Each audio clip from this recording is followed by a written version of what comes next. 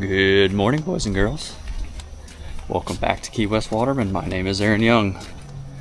Long story short, it is a beautiful day. We're gonna go do some spearfishing. I'll see you at the boat.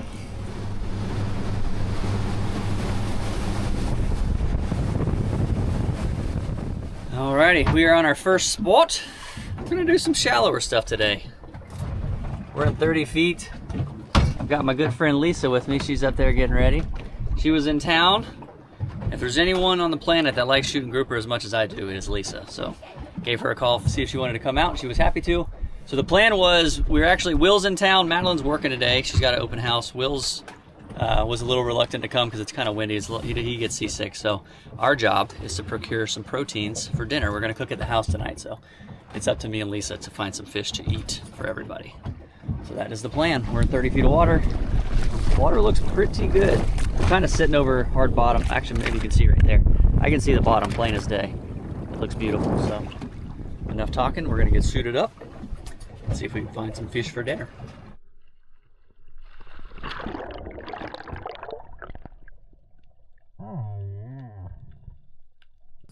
Welcome back underwater, everybody. As always, thanks so much for your time. I appreciate you tuning in. We'll talk about a few of these dives. Did a lot of shallow spearing this day in shallower water. We did one deep spot. I'll let some of the clips roll and we'll talk about a few of them. Pretty much everything's open except permit. Okay, cool. That I can think of. Hogfish are open now too. Yeah, hogfish and grouper are open.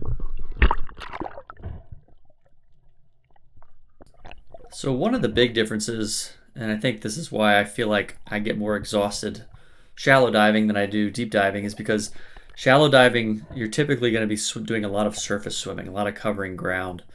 When we're doing deeper spots, we're trying to anchor right on top of one specific spot, and we're pretty much going straight up and down from the back of the boat. But when you're in shallower, there's typically going to be a lot more reef, a lot more structure and ledges, so you're swimming around trying to cover them all. Unless you've got a driver, you can drift, which makes it a little bit easier, but yeah, sometimes I feel like the shallow days, I get more tired than I do doing the deep stuff, 60, 70, 80 feet. On my way up, I see a nice ball of bait there, which you'd love to see. Fish got to eat, so if you see a nice healthy food source, it makes me think there's going to be some fish around. You see that bait ball? Yeah, they fit like right when you were down. Swam over. I would be very surprised if there's not grouper here. They love them things. Oh, something else I forgot to mention in the last episode. I've actually I didn't realize it till today, I've already filmed 3 episodes with it. My camera has been on the wrong setting. It's in some like 10-bit something that needs color grading, so the colors have been kind of dingy and darker than normal. But I did fix it, so there's going to be a couple. The next episode as well is going to have some weird looking bottom. On the grouper opener video, I was wondering, I was like, why does this look so dark and weird? And I didn't realize my camera was on some fancy setting that I don't know how to use.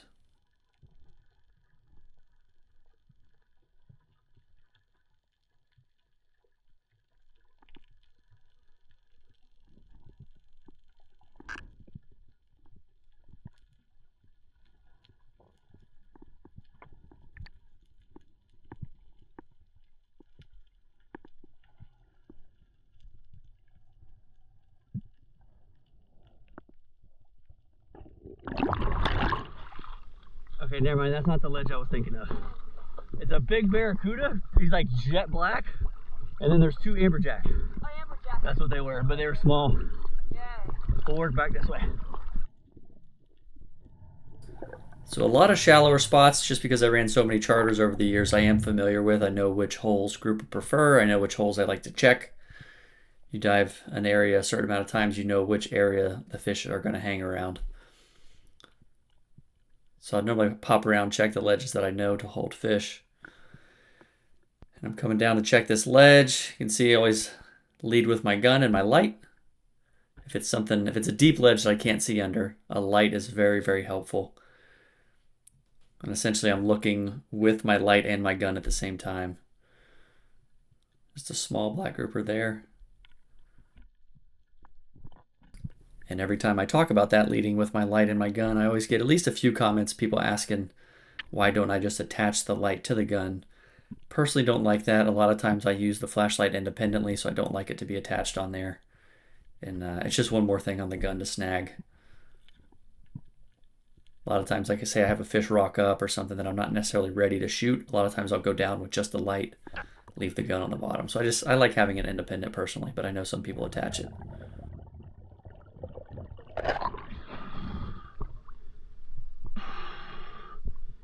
There's a smaller, like borderline black. This next ledge up here is like huge.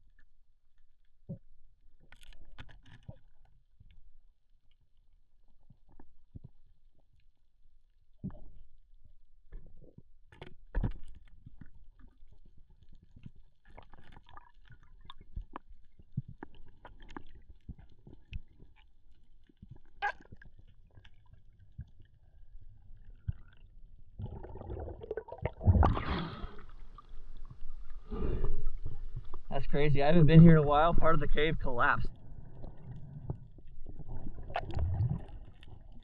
So this particular ledge, I've actually pulled quite a few grouper out of over the years. It always amazes me how grouper have a preference on the structure that they like. I have some holes I've probably pulled 30 or 40 grouper out of the same hole over the years, like the same exact hole in a rock. You take one and it seems like they really prefer certain areas, certain coverage, certain privacy. This is one of them. I've pulled a lot of grouper out of this one. Getting back in there, poke my head in, didn't see anything, so no need to stay longer than I had to.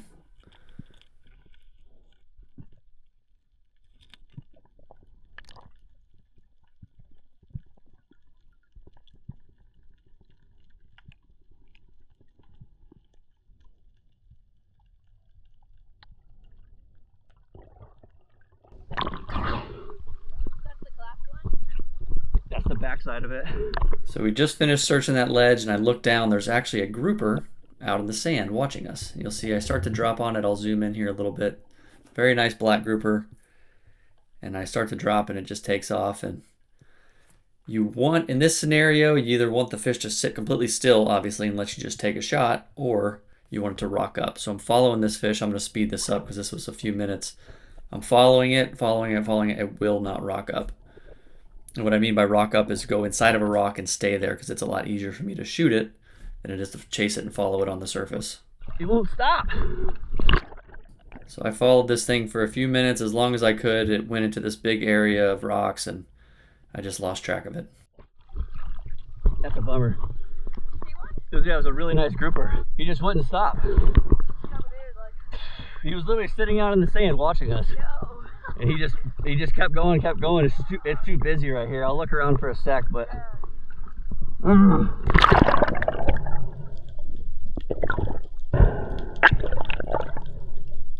Alright, you can toss it right down.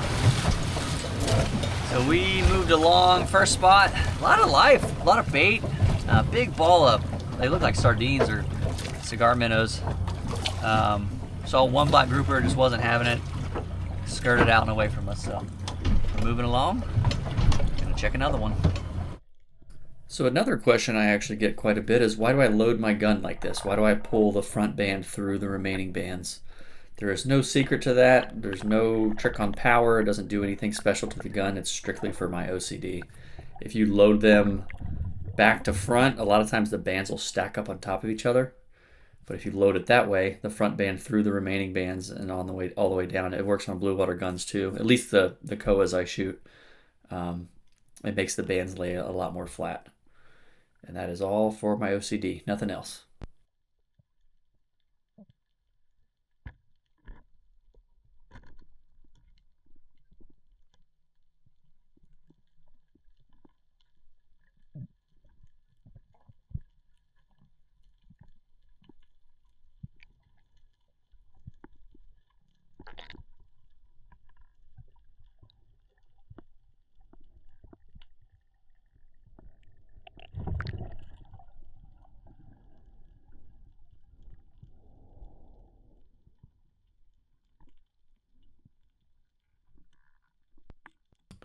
So this is another ledge I'm super familiar with. It's very intricate. There's a lot of different holes and cracks and exits, and the camera didn't pick it up. Right when I stuck my flashlight in this hole, I saw the head of a really, really big dog snapper, but the second it saw me, it shot back in.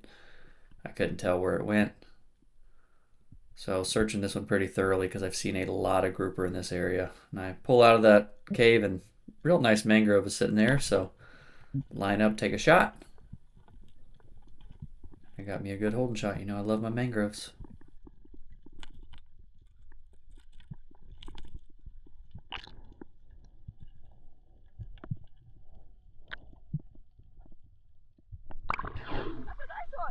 There is a bruiser dog snapper in that ledge.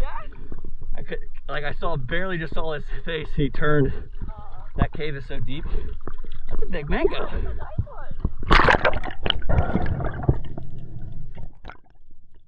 And I always talk about action brings action. When something happens in the water, there's a disturbance, vibration, it'll bring fish in. Well, I'm finishing up messing with my mangrove and I look down and Lisa's dropping on a really nice black grouper. Kind of hard to see, zipping across the ledge there. She lines up and it just was just out of range. She wasn't comfortable enough with the shot, but that happens all too often. You shoot a fish, something happens, there's a lot of commotion, and it'll bring other fish in the area that you may not have seen.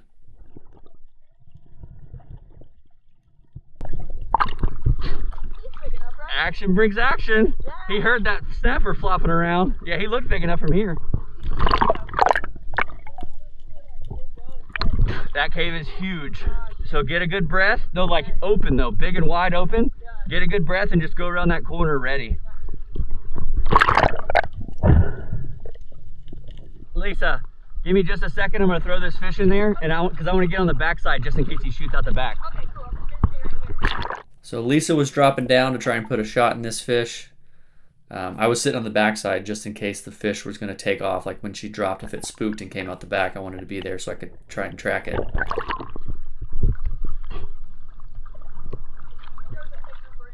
There's a big one? Oh, did he? I didn't see him come out. Still down there. Is he still down? Do you want to take my gun? I left my gun because I shot him. I don't know how, because all he did was like move to the side. Do you need the light? Do you want to take my gun with the light? I mean, I'll take a shot, but I prefer you try. Take a shot. I'll have another opportunity. Okay. So I don't know how well you could hear her. The audio's a little tough with those dive housings on there, but she dropped down, was looking for the initial fish she saw, and there was a much bigger grouper sitting there that was way bigger than the one that she initially saw. So she lined up, got a little nervous, and she said she just barely missed it, but she left her gun because it didn't take off. So I went back down to try and investigate, see if we could relocate it. You can see very big, deep cave. Another one. A lot of fish hang out in this one. There's some nice mangroves there, but I'm trying not to disturb it because she said the grouper didn't go very far. So I don't want to go down there, cause a ruckus, and potentially spook it before we located it again.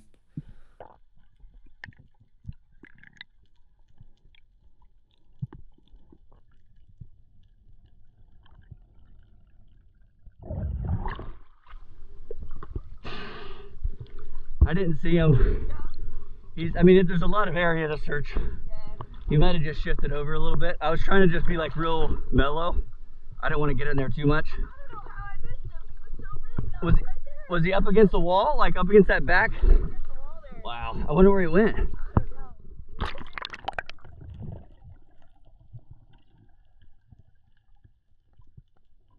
not an exaggeration, we probably did combined maybe, I don't know, 12, 15 dives on this, searching every in and out of it, all the cracks. There's a bunch of little caves that connect to other sides of it. And we just very thoroughly got in there because it was a really nice fish that she saw. And unfortunately, we could not locate it.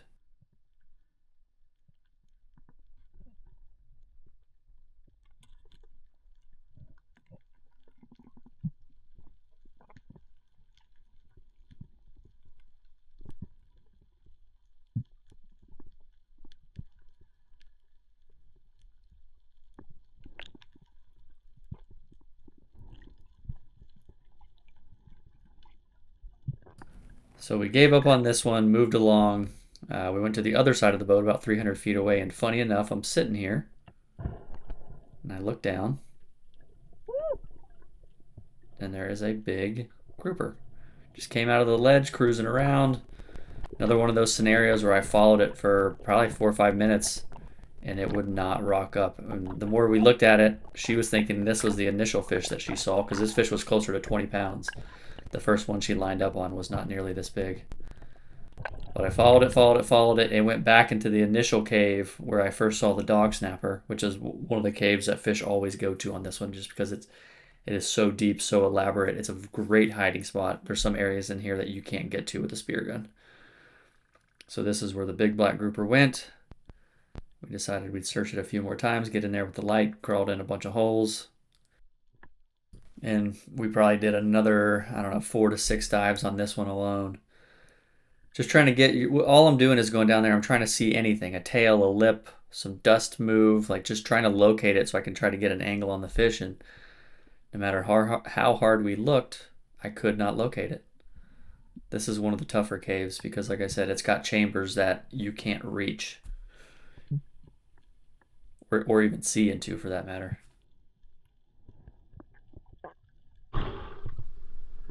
All right, I give up. That's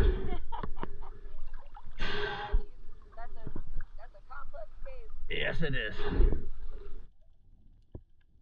I was on my way back to the boat and another nice mangrove swam by.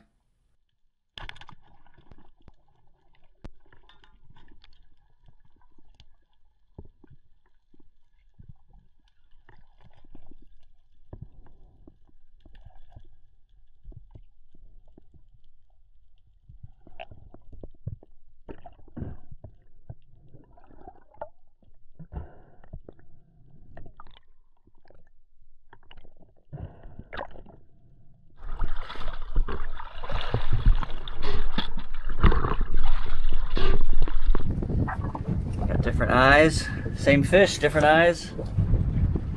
Very cool. The groupers are defeating us. I've seen probably 3 or 4, but they are slippery today. Gonna keep moving along. I gotta eat one. Gotta eat one. So we're on the way to the next spot. Ran over a deep one. We're gonna do just one deep one, just one. This is still pretty good. It's actually kind of nice today. So we're gonna give this one a look. Might as well while we're here.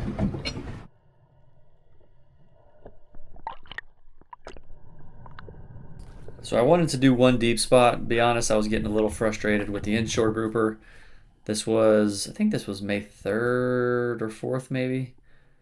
And I don't know, maybe they were just being spooky. Maybe they had already been, those areas had been hit and they've already seen humans. The fish were just not cooperating. We couldn't get them to settle down and even get any kind of shots on them. So on this drop, it's really hard to see. There's a black grouper off in the distance that I'm trailing, but it was staying pretty far out. And I'm getting a little distracted. Just continuing to follow it while also looking, because it was a little fuzzy down here on the bottom. And decide to bail out, and I turn around. Again, camera doesn't pick it up, it's too far away. There's actually 2 black grouper that were following me, which was pretty funny.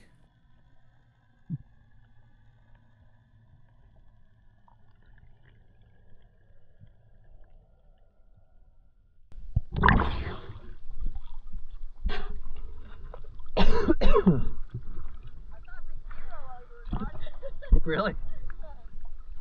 I saw one nice black and I started to follow him and I kind of lost track of him. And I turned around, there's 2 blacks following me. No. Like, are you kidding me? Single one? Yeah.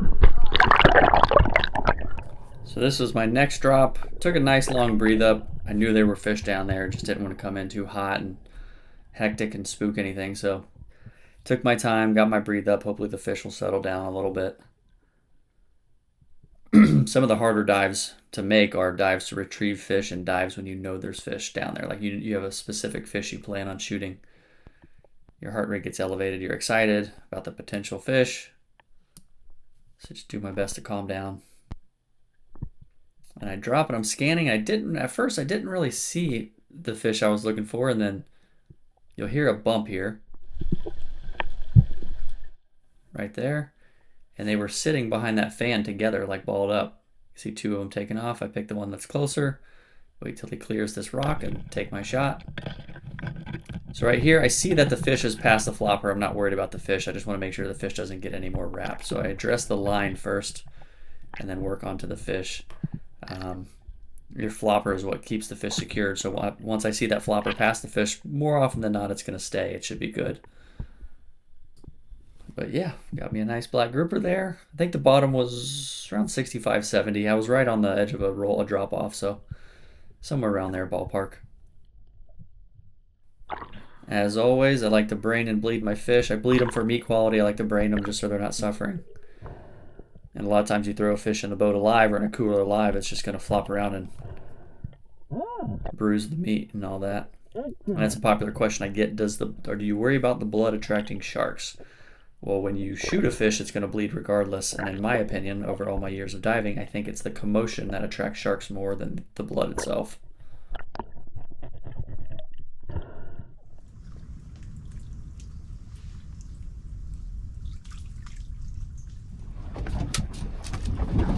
Give you an idea.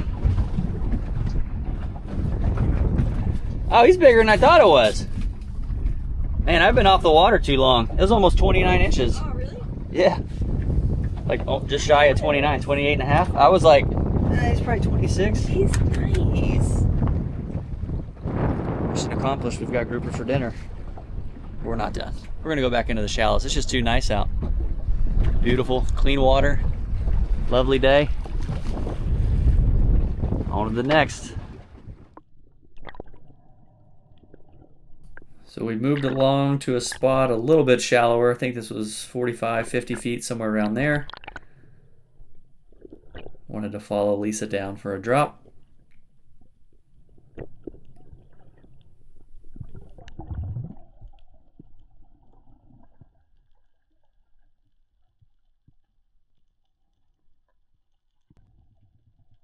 So she gets down there and she sees this red grouper and she's a little unsure on the size. I could tell by her behavior she wasn't sure whether it was big enough. They can be deceiving. A lot of times they'll have really big heads and little bodies. You can see she's sizing it up, trying to decide, and it turns broadside. She gets a good look at it and decides it's good to go and puts a good shot in it.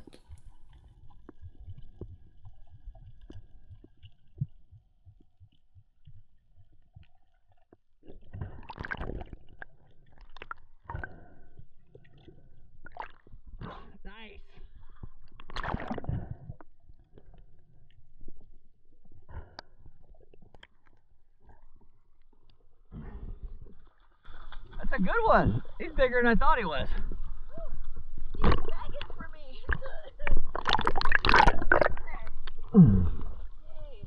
That was a good dive. Alright. Hold him up. Ew! Yeah! Nice red.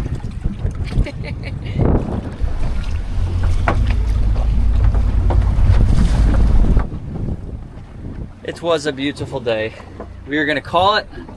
Didn't see anything on the last spot, but we've got plenty for dinner. That was the goal. We're gonna head back, let these ice for the afternoon, and we'll fillet them this evening and show you the fillet process. Hopefully have some dinner. I'll see you in a bit.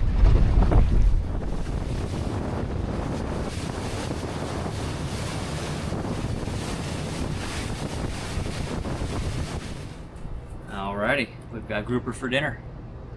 Let's break this thing down. Been about 4 months since I filleted one of these things. See if I remember how. Oh, look who we got. Cooking with clams. The trash collector's here. The trash collector. AKA Will, AKA Will Jam. If you're not familiar, this is my very good friend Will. His YouTube channel is Cooking with Clams. He is here, back in Key West. We're going to do some filming together, so keep an eye out for those videos. But he's here right now because he's taking the collars and the heads of these fish, and he's going to do some stuff on his channel with them. Tuna is here. The other trash collector. The other trash collector, because he wants scraps. I'm always amazed at how translucent the meat is on I this. know. You expect it to look different just because, It's just beautiful. yeah. It's like What, marble. Tuna? So what do you have in mind for the collars and heads? What are you going to do? We're Don't gonna spoil too much, but yeah. give us a teaser. Stuffed gnocchi. So basically like a ravioli, but with gnocchi dough And grouper bits. and grouper bits. So I fillet a grouper just like every other fish. Down to the backbone on the top, down to the backbone on the bottom. Tuna, we hear you. Come here. This is Tuna. The thing that's making noise. It's funny, he knows the second I start filleting fish, he can be down the street and he knows. So this is where I like to use that serrated. I like to take the ribs, because a lot of times we're cooking with them. And I'm just better at filleting fish if I take the ribs off. Yes, I hear you, Tuna. There we are. Flip that over.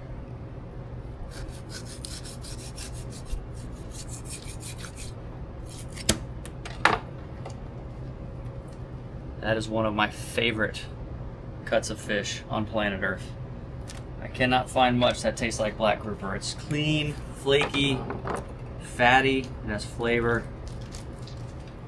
It is just such a great, versatile fish.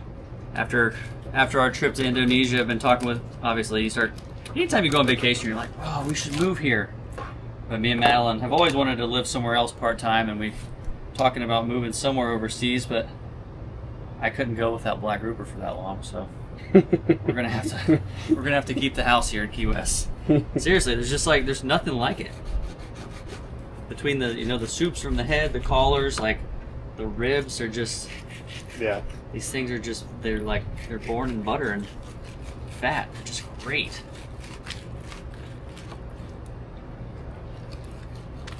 Like gag grouper is okay. It's not the same. Doesn't have the same fat content. Red grouper, they're all good. We're talking the greater of goods, but black grouper holds a special place in my heart. Well, it's kind of like when you get into the snappers, like a mangrove versus a yellowtail snapper. Yeah. I want yellowtail. Yeah. And that's Exactly. And the same like red grouper. Red grouper is actually a bit less forgiving when you're cooking it. Yeah. Black grouper has a more oily content. It's just, it is my favorite. So right here, it's gonna be pin bones. I've actually never tried to pull them out on a black with tweezers. You could probably pull them out.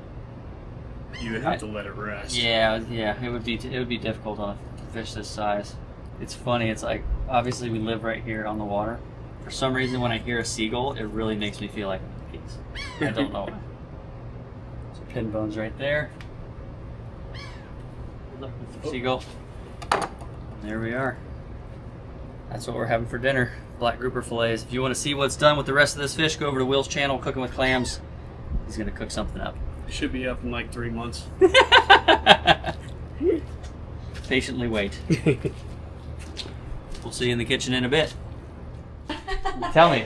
All right, so What are you I'm gonna put in there? Well, it's more so a review, so y'all can tell me what I'm missing. Are you giving us options? No, I'm giving you my ingredients, and you tell me what I'm missing. What are you making? I'm making mashed sweet potatoes. I made and cut these all myself. Will didn't cut them? Will didn't And cut peel them or them? peel them at all. So I have heavy whipping cream and then butter. and salt.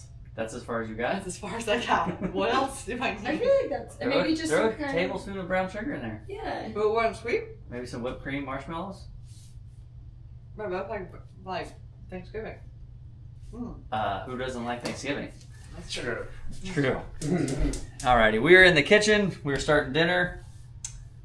We're just kind of doing a little mixture of everything. We've got some green beans, some peppers, some salsa, some sweet Some potatoes. miso. We got some grouper. This is the star of the show. Obviously, this is what we harvested today. But I do have to give a thank you to a gentleman that made me this, my dream knife. This is an unbelievable knife. So, long story, probably still long. Will just came into town and he showed up with all these fancy smancy knives. And I had a little FOMO and I was like, dude, where did you get this knife? Because I've been messing with him. And it is a gentleman out of New York, Mike Langevin. Did I pronounce that right? Yeah.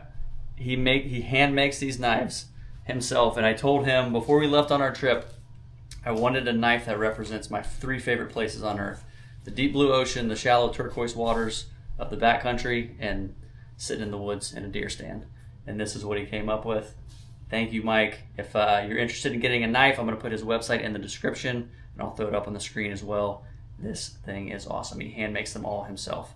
So that's what I'm super excited about. I wanted to share it. So we're going to slice this grouper up. Where's everybody go? What are you guys doing? I have like Going over mashed potato You recipes. guys texting each other? So we're going to slice this grouper up just into chunks. First grouper of the season, we got to do the cast iron grouper recipe. It's a tradition. Also, look how ridiculously sharp that knife is. It's going through I'm that literally thing. going to cut through the cutting board. It's insane. It's like butter. Be careful of your finger. So, Madeline knows that this is a grumpy knife. We have grumpy tools that you and said kitchen that. utensils that Madeline is not supposed to touch because she likes to chop really, I random. am a child. If I didn't tell her that, I would find this in the yard. She would have hacked one of the trees. She'd be out there trimming bushes with it. Oh my gosh! Mention the story about the clippers that you found. Oh yeah. So I bought her a new set of clippers that they're not grumpy, but they are very particular on where they're supposed to go. And she gave me this whole thing about how she doesn't lose clippers and someone stole them and blah blah blah. Well, I was pulling weeds and digging up dead grass next to the mango tree about a year and a half after these clippers magically disappeared. Someone stole them. And I found her clippers about 2 inches under the dirt, dead grass, and weeds that she laid next to her plant that she always trims. And so now we have funny. grumpy kitchen utensils and pliers and stuff downstairs. Whenever you pulled it out of the grass, I was like, "There's no way." They literally They return. You found the criminal. they looked like a relic. I was like, we could put these in a museum. They cracked the case. All right, so for the grouper cast iron recipe, you're gonna need a cast iron, some grouper, salt, pepper, and butter, and avocado or olive oil, whatever you got. So literally, chunk it up into however size pieces you'd like, whatever size pieces you'd like. Excuse me. And we're just gonna do salt, and pepper for now, and when we move to the pan, I'll show you what we're gonna do. This is one of the most simple but most delicious recipes for grouper. My favorite to do it with is black grouper. You can do it with most fish. You're just going to get different results based on the fish, the fat content. Black grouper just outperforms everything when it comes to this one. Do you remember the first thing I said to you when you cooked this for me the first time? Roughly, but not exactly. Story time. Yeah. I love this. No, it's normally, I'm always the one to do the cooking, and Aaron got a grouper and was like, I'm going to cook off the grouper. It was the best piece of grouper I've ever had. Oh, that's what he cooked. said. He made kind of a face that I thought you were upset. But I think was it upset. It was more confusion, and he's like, "This is the best piece of fish I've ever had in my entire life." It was perfectly cooked, and it was like that. It was restaurant quality perfection. So that's why we do this recipe. Yeah. First black grouper of the season. You got it. All right, so avocado oil preferred. It's got a higher burning temp. You have to use olive. It's okay. Salt, pepper, avocado oil, smoking hot. Literally smoking hot. If it doesn't make that sound, it's not hot. And depending on the thickness of the fillet, you kind of just got to ballpark it. I don't have an exact science to it. The more you do it, the better you get. These are 1.5 inches thick or so. I'm going to sear them really hard on both sides. These will probably go in the oven about 11-12 minutes. These thinner pieces will go in for probably 8 or 9.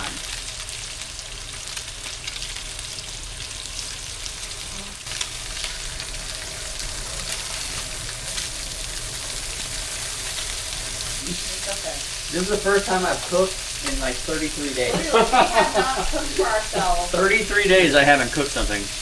Yeah, that's what I was saying. On our trip. Sitting here and not doing anything. It's just Continuing the trip, huh? yeah.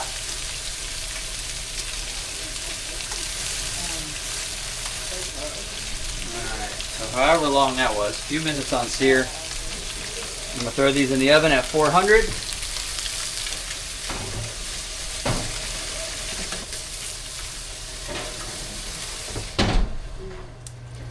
What is it? Looking good. Looking good. Wow, look at that, so healthy. I love it. Remember that? We got colorful Starting green this. Yeah, this is beans, good. sweet potatoes, fish. You're the epitome of health. 4 sticks of butter. Yeah. 4. Actually, no. I only. Well, actually, no. Never mind. You need a lot of butter. Hold that I forgot yours is a lot. Butter's healthy. Yeah, if you Yeah, buy it's not bad Kerrygold, for you. Mm-hmm. it doesn't count. Look I at thought that. about making butter because I guess you can make it in a blender Mhm. or a KitchenAid, Oh, and it's supposed to be good. yes. Or not that hard, rather. My best friend is giving me a sourdough starter tomorrow. Yay! So- I should have brought a house in my It's so good. It is. It literally tastes like a stick of butter. Like, not flavor-wise, like texture, just so smooth. No, it has that lobster as like perfect. Well, see, when I say lobster, I'm not talking about that Florida spiny lobster nonsense. Yeah, It's a different lobster. Yeah, like Maine lobster. Princess. Does anyone want any more green beans? You're gonna be hooked with the sourdough starter. Because you can literally make anything, Mm-hmm. everything. Wait, we're gonna have fresh bread? Yeah. Oh yeah! Courtney said she made fresh pizza crust, Yeah. You can make Okay. waffles, Focaccia bread. you can make Dude, biscuits. English muffins. I like focaccia. I'm down with that. Focaccia's the easiest. Okay? Mhm. Just I make need to start with focaccia that a lot one. because like, if you make an actual loaf of sourdough, it can take like 2 days, you know. Oh, But It's a fish baby. Did you try it? yes, it's delicious. Everything you dreamed of? Oh yeah! It was our first day of grouper opener. First grouper of the season. Sorry, I didn't realize how monumental this fish was. Wow. All that we're eating. The rest of them went to the market. The first ones went to the market. Oh. Wow, babe. Thank you. I would love that. It's the best. That is all we have on this one. James, I know you're not watching this, but maybe someone at your department is. We wish you were here, buddy. Aw, yeah. First hour the videos come out. I do question or answer comments. So if you have any questions, leave them in there. That's all we have. We will see you on the next one. Later. Yeah, this is. Undefeated. the way the crust is on this reminds me of like those hash browns. It's so good. You know, like how the hash browns. I think that was a compliment. Yeah, you Yes, started with that hash is browns. it's a Yeah. compliment, you know, The like ones you get like the most basic diner ever, and somehow they have the like. they have like this Not perfect little perfect, crust yeah. on You the can top, skateboard and that's across. the best. That's like the best part of it. That little Mhm. crust. Oh, Yeah. Yes, I think that's Listen, why I in- like it. that's what this little crust in reminds this me house, of. we're all about the crunchies. Okay. I love it.